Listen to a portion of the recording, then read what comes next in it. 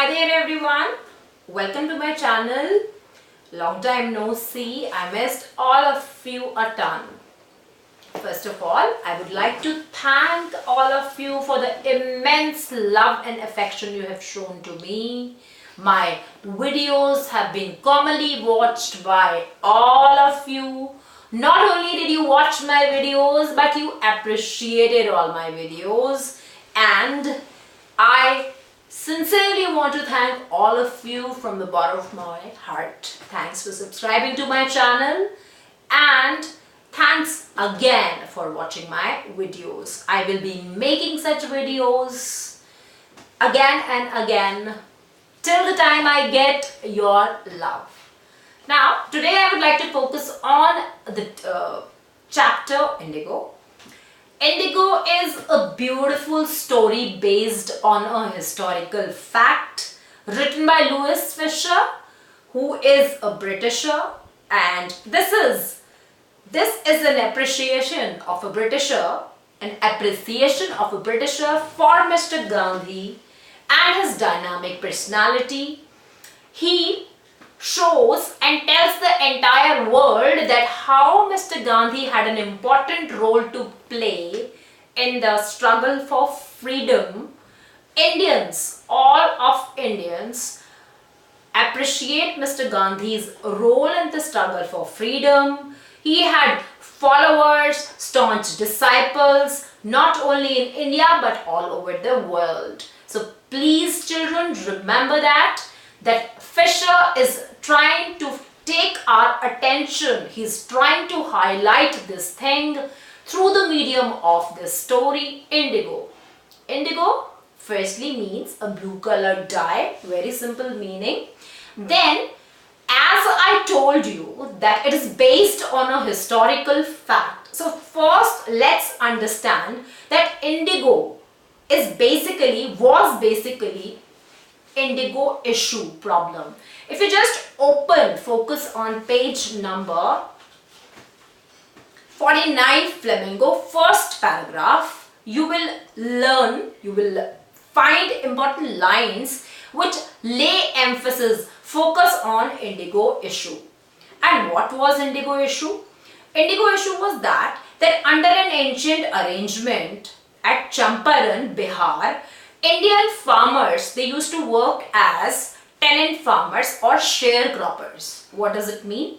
It means that the land or the piece of land was owned by British lords, and poor Indian farmers used to work and then pay rent. So this system in which owner was a Britisher and worker was an Indian, this was known as cropping, growing crops on sharing business.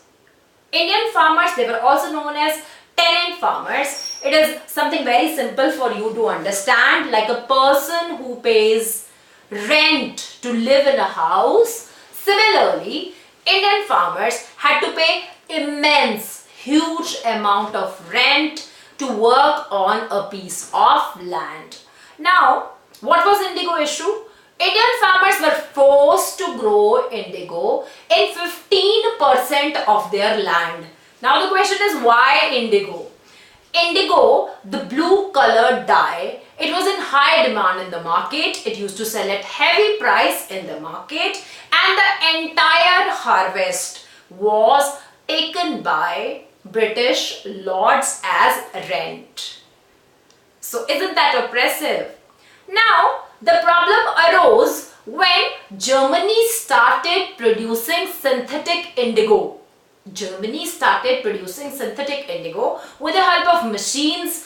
Obviously, the production increased, and this is the rule of the market, economic students, that any commodity whose supply is more in the market, prices automatically fall down. And this is what happened with indigo, that as soon as the production of indigo was done by machines by Germany, so the price of indigo fell down in the market. So what did the British lords do then? They told Indian farmers, now you do not have to grow indigo. In place of growing indigo in your field, you pay us the money. You give compensation for that. Highly oppressive policy indeed. And poor Indian farmers, they did not have the money. So this is Indigo issue, which you need to learn. Now, let me start the chapter in proper sequence now. This story is an appreciation from the side of Louis Fischer for Mr. Gandhi. Fischer takes us to a historical episode, that is Indigo issue. He tells us that Mr. Gandhi was attending his annual Congress convention in the year 1916 at, we come to know, at Lucknow.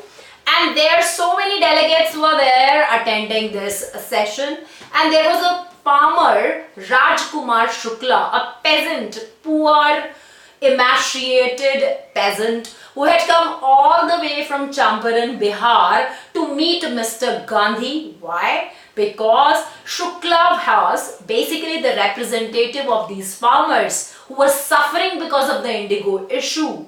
I've just now told you what was Indigo issue. Now, Shukla was sure that Mr. Gandhi can help him. We are told that Shukla was illiterate but resolute. Resolute, he had strong determination. Mr. Gandhi, as he was playing an important role in the struggle for freedom, so he was busy. But because we know that Shukla was a personality who was resolute, he had strong determination, he had made up his mind that he was going to meet Mr. Gandhi and would be sharing whatever he knew about the Indigo issue with him. So he waited and waited and waited for Mr. Gandhi. We are told that after a long period of waiting, you will find that in your book Flamingo, page number 47, that Shukla kept on waiting for Mr. Gandhi for a long duration of time, and this way as months passed. Finally, wherever Gandhi went, Shukla went along with him, and then he was waiting for him at Calcutta, and then Mr. Gandhi spoke to him finally at Calcutta, and we are told that whatever Shukla could explain to him about Indigo issue, he explained,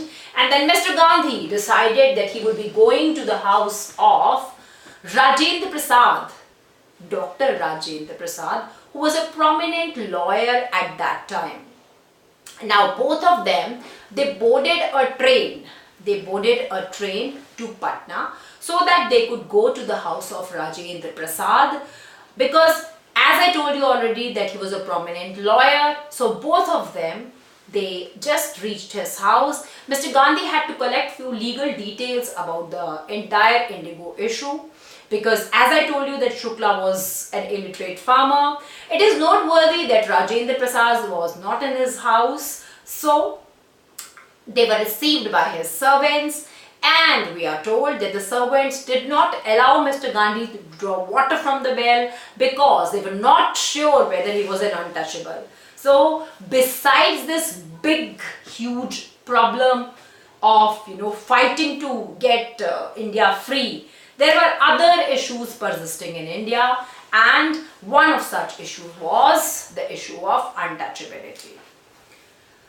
So I will be covering up the remaining half of this chapter in my next video. See you again.